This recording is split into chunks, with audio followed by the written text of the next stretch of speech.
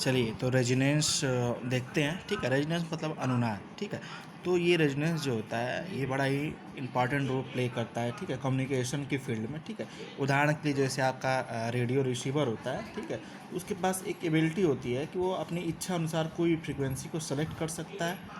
ठीक है, जो स्टेशन से आती है। ठीक है, और किसी भी अनवांटेड यानी अवांछनीय जिसको नहीं चाहता है उसको रिजेक्ट भी कर सकता है। ठीक है, तो ये सब जो ये फ्रीक्वेंसी का सिलेक्शन। ठीक है, डिजायर फ्रीक्वेंसी का सिलेक्शन या अनवांटेड फ्रीक्वेंसी यानी जो ज़रूरत नहीं है वो फ्रीक्वेंसी का रिजेक्शन जो होता है ये मूलतः रेजोनेंस के सिद्धांत पे वर्क करता है। ठीक है, तो आपके रेजोनेंस की अवस्था जो होती है वो ज़्यादातर कम्युनिकेशन फील्ड में उपयोग किया जाता है। ठीक है, तो रेजोनेंस का सिद्धांत भी इसी पे कार्य करता है। ठीक है, कि जो आपके रेडियो रिसीवर्स हैं। ठीक है, या कम्युनिकेशन टावर्स हैं उसकी एबिलिटी होती है कि वो अपनी इच्छा अनुसार कोई भी फ्रीक्वेंसी को सेलेक्ट कर सकता है और फ्रीक्वेंसी को रिजेक्ट भी करता है। जो उसको नहीं चाहिए ऐसी फ्रीक्वेंसी क्या करता है, रिजेक्ट करता है। ठीक है, तो रेजोनेंस की अवस्था सामान्यतः वो अवस्था होती है। ठीक है, जिसमें जो अप्लाइड वोल्टेज होता है वी। ठीक है, वो धारा आई दोनों क्या होते हैं, समान कला में हो जाते हैं। ठीक है, यानी कि रेजोनेंस वह अवधारणा है जिसमें अप्लाइड वोल्टेज व रिजल्टिंग करंट दोनों एक समान फेज में हो जाते हैं। ठीक है, अर्थात मान लीजिए कोई एसी परिपथ है तो उसे रेजोनेंस की अवस्था में तब कहेंगे जब वह परिपथ यूनिटी पावर फैक्टर को प्रदर्शित करेगा। आप जानते हैं कि अप्लाइड वोल्टेज V और करंट समान कला में केवल रजिस्टिव लोड की अवस्था में ही होते हैं और रजिस्टिव लोड के लिए पावर फैक्टर की वैल्यू क्या होती है, यूनिटी होती है, इकाई होती है। ठीक है, तो अब देखिए रेजोनेंस की जो आपकी इसमें आपको सीरीज रेजोनेंस पढ़ने हैं। ठीक है, तो इसमें देखिए रेजोनेंस की अवस्था में जो एसी परिपथ में रिएक्टेंस होता है, रिएक्टेंस को किससे दिखाते हैं, एक्स से। ठीक है, तो जो रिएक्टेंस होता है वो जनरली क्या होता है, कैंसिल आउट हो जाता है यानी निरस्त हो जाता है। ठीक है, यदि इंडक्टिव और कैपेसिटिव दोनों, मान लीजिए कि यहाँ पे रेजिस्टेंस है, यहाँ पे कॉइल लगा दिया, यहाँ पे कैपेसिटर लगा दिया। ठीक है, तो ये कौन सा सर्किट है, पैरेलल सीरीज आरएलसी सर्किट है, ये आरएलसी सर्किट है। ठीक है, तो इसमें जो इस परिपथ में इंडक्टिव और कैपेसिटिव रिएक्शन जो एसी परिपथ में होंगे। ठीक है, वो क्या होंगे, जनरली निरस्त हो जाते हैं। ठीक है, या हम बोल सकते हैं, और रिएक्टेंस का उल्टा क्या होता है, हमने बताया था सस्पेटेंस, यानी जो आपका सस्पेटेंस होता है बी वो 1/x के उल्टा होता है, यानी ये दोनों एक दूसरे के अपोजिट होते हैं। ठीक है, या जो परिपथ में आपका कैपेसिटिव रिएक्टेंस होता है या इंडक्टिव रिएक्टेंस होता है या सस्पेटेंस होता है वो निरस्त हो जाते हैं। ठीक है, और यदि इंडक्टिव और कैपेसिटिव रिएक्टेंस एसी परिपथ में पैरेलल में हो तो। ठीक है, तो अब देखिए यहाँ पे केवल अगर सीरीज आरएलसी सर्किट की बात की जाए तो जैसे सीरीज आरएलसी सर्किट में एम्पीडेंस होता है R plus minus j X. ठीक है, तो इसमें जो जे एक्स होता है यानी कि ये क्या है, ये आपका रिएक्टिव पार्ट है। ठीक है, तो ये रिएक्टिव पार्ट रेजोनेंस की अवस्था में क्या होते हैं, जीरो बराबर जीरो के हो जाते हैं। ठीक है, आगे हम बताएंगे कैसे होते हैं। ठीक है, तो रेजोनेंस ये आपका होता है। रेजोनेंस की अवस्था कब होती है, जब परिपथ में इंडक्टिव रिएक्टेंस कैपेसिटिव रिएक्टेंस के बराबर हो जाता है, यानी कि एक्सएल बराबर जब एक्सी होता है तो वो अवस्था रेजोनेंस की अवस्था होती है। ठीक है, और ये रेजोनेंस की अवस्था जो होती है वो एक निश्चित फ्रीक्वेंसी पे होती है। ठीक है, इसको रेजोनेंट फ्रीक्वेंसी भी बोलते हैं। ठीक है, आगे हम उसका प्रूफ बताएंगे।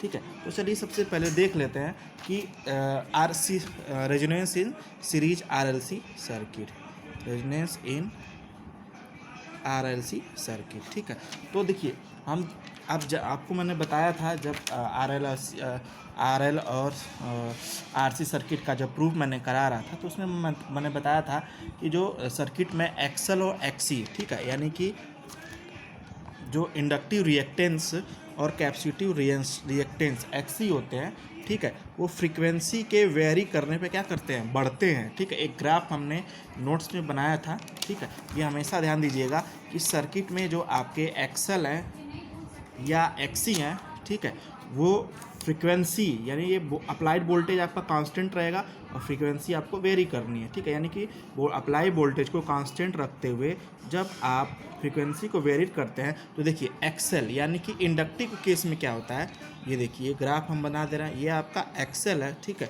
तो ये आपका जो अगर इसी सर्किट में आरएलसी सर्किट में एक्सएल की वैल्यू देखी जाए, ये आपकी फ्रीक्वेंसी है, ठीक है। तो जैसे जैसे फ्रीक्वेंसी बढ़ाएंगे एक्सएल की वैल्यू क्या होती है, वेरी करती जाती है, ठीक है। यानी कि एक्सएल जो होता है वो आवृत्ति के समानुपाती होता है, हम कह सकते हैं, ठीक है। तो अगर देखिए एक्सएल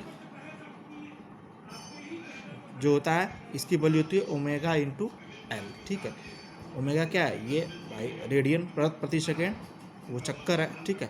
और एल क्या है आपका इंडक्टिव प्रेरकत्व है, ठीक है। और ओमेगा की वैल्यू क्या होती है 2 पाई एफ होती है, ठीक है, इंटू एल। यानी कि एक्सएल बराबर जो आता है आपका 2 पाई एफ एल। यानी कि जैसे जैसे आप फ्रीक्वेंसी बढ़ाएंगे तो वैसे वैसे आपका इंडक्टिव रिएक्टेंस की वैल्यू क्या होती है, बढ़ती चली जाती है, ठीक है। यानी कि अब देखिए दूसरे केस में क्या होता है, अगर यही आपका कैपेसिटर है, ठीक है, यानी कि कैपेसिटिव रिएक्टेंस की बात की जाए तो कैपेसिटिव रिएक्टेंस में थोड़ा सा इसका अपोजिट होता है। तो कैपेसिटिव रिएक्टेंस में क्या होता है, मान लीजिए ये आपका फ्रीक्वेंसी है और ये आपका फ्रीक्वेंसी है और ये कैपेसिटिव रिएक्टेंस है, ठीक है। तो कैपेसिटिव रिएक्टेंस के केस में ज़रा सा अपोजिट होता है, ठीक है। यानी कि ग्राफ क्या दिख रहा है, देखिए जैसे जैसे आप फ्रीक्वेंसी को बढ़ा रहे हैं, ठीक है, जैसे जैसे आप फ्रीक्वेंसी को बढ़ा रहे हैं, ठीक है, फ्रीक्वेंसी वेरीड करते जाएंगे। देखिए यहाँ पे अगर मान लीजिए फ्रीक्वेंसी आपकी मैक्सिमम है, यहाँ पे वैल्यू क्या है इसकी न्यूनतम है। यानी कि सर्किट का जो कैपेसिटिव रिएक्टेंस होता है वो फ्रीक्वेंसी के बढ़ाने पे घटता है, ठीक है। तो ये एक्स प्रोपोर्शनल समानुपाती विकर्णानुपाती किसके होता है 1/f के, ठीक है। तो अगर एक्स सी बराबर देखा जाए तो होता है 1/ओमेगा सी, ठीक है, या एक्स सी बराबर ओमेगा की वैल्यू फिर यहाँ रख दीजिए 2 पाई एफ इंटू सी, ठीक है। यानी इस फार्मूले से भी दिख रहा है कि जैसे जैसे अगर मान लीजिए 2 पाई क्या हो कांस्टेंट है और ये आपका कैपेसिटर को अगर कैपेसिटर की धारिता अगर कांस्टेंट रखें तो एक्स सी प्रोपोर्शनल किसके होता है 1/f के, ठीक है। यही तो हमने यहाँ बताया, ठीक है। तो देखिए इस दोनों से ये पता चलता है कि जो जैसे जैसे आप फ्रीक्वेंसी बढ़ाएंगे तो इंडक्टिव रिएक्टेंस की वैल्यू भी बढ़ेगी लेकिन कैपेसिटिव रिएक्टेंस की वैल्यू क्या होगी, घटेगी, ठीक है। तो अब बात करते हैं रेजोनेंस की, ठीक है। और एक निश्चित आवृत्ति पर जब ये दोनों वैल्यू एक्सएल बराबर एक्स सी, यही तो रेजोनेंस का केस था। एक निश्चित आवृत्ति पर जब एक्सएल और एक्स सी दोनों बराबर हो जाते हैं, ठीक है, तो वो अवस्था होती है, वो होता है सीरीज रेजोनेंस की अवस्था होती है, ठीक है। जब सर्किट का इंडक्टिव रिएक्टेंस कैपेसिटिव रिएक्टेंस के बराबर होता है तो अवस्था होती है आपकी रेजोनेंस की अवस्था होती है, ठीक है। रेजोनेंस की अवस्था में आरएलसी सर्किट में जो रिएक्टिव पार्ट होता है, यानी कि जैसे इम्पीडेंस कैसे लिखते हैं R plus minus j X लिखते हैं, तो ये क्या है रिएक्टिव पार्ट है। ये रिएक्टिव पार्ट क्या होता है 0 के बराबर हो जाता है, शून्य हो जाता है, ठीक है। और जिस आवृत्ति पे एक्सएल बराबर एक्सी होता है उसे बोलते हैं रेजोनेंस फ्रीक्वेंसी।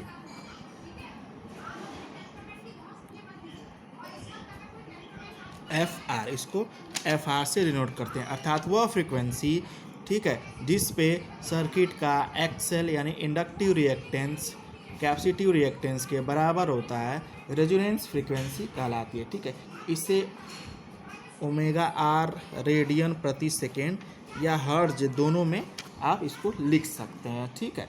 तो अब देखते हैं हम कि रेजोनेंस फ्रीक्वेंसी कैसी होती है, ठीक है। जो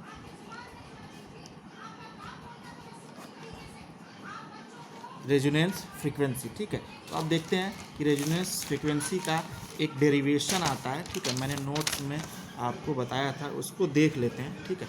रेजोनेंस फ्रीक्वेंसी की परिभाषा समझ गए कि वह फ्रीक्वेंसी जिसपे सर्किट का इंडक्टिव रिएक्टेंस कैपेसिटिव रिएक्टेंस के बराबर होता है तो क्या होता है रेजोनेंस फ्रीक्वेंसी, ठीक है। तो मान लीजिए कि एक एफ आर फ्रीक्वेंसी है, ठीक है, जिसपे क्या हो रहा है एक्सएल बराबर एक्सी के हो जा रहा है, ठीक है। यानी कि यही फ्रीक्वेंसी है जिसपे आपका सर्किट में रेजोनेंस की अवस्था हो जाती है, ठीक है।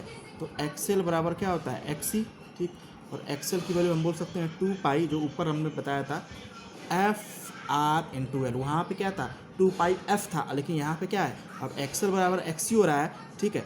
तो जो यहाँ पे जो पहले क्या था एक्सएल बराबर 2 पाई एफ था, ठीक है। अब यहाँ पे एफ की जगह क्या रखेंगे आर, क्योंकि इसी फ्रीक्वेंसी पे एक्सएल क्या हो रहा है एक्सी के बराबर हो जा रहा है, ठीक है। और ये यहाँ पे सेम वही यहाँ पे क्या होगा 1/f एक्स सी बराबर क्या होता है 1/2 पाई एफ आर इंटू सी। सेम वही कंडीशन यहाँ भी है कि इसी फ्रिक्वेंसी पे क्या हो रहा है एक्सएल बराबर एक्स सी हो रहा है, ठीक है। अब देखिए जब इसको आप सॉल्व करेंगे 1/,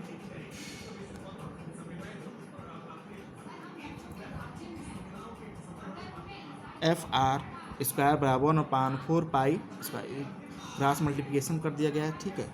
अब देखिए इसको जब आप सॉल्व करेंगे एफ आर की वैल्यू आएगी 1/2 pi under root L C, ठीक है। ये आपकी हर्ट्ज में आएगी, ठीक है। तो यही आपकी रेजोनेंस फ्रिक्वेंसी की वैल्यू होती है, ठीक है। अगर एल और सी की वैल्यू आपको पता है तो आप फ्रिक्वेंसी आराम से ज्ञात कर सकते हैं, ठीक है। अगर आपको इसको रेडियन में निकालना है, ओमेगा वाले टर्म में निकालना है तो ये भी देख लीजिए, ठीक है।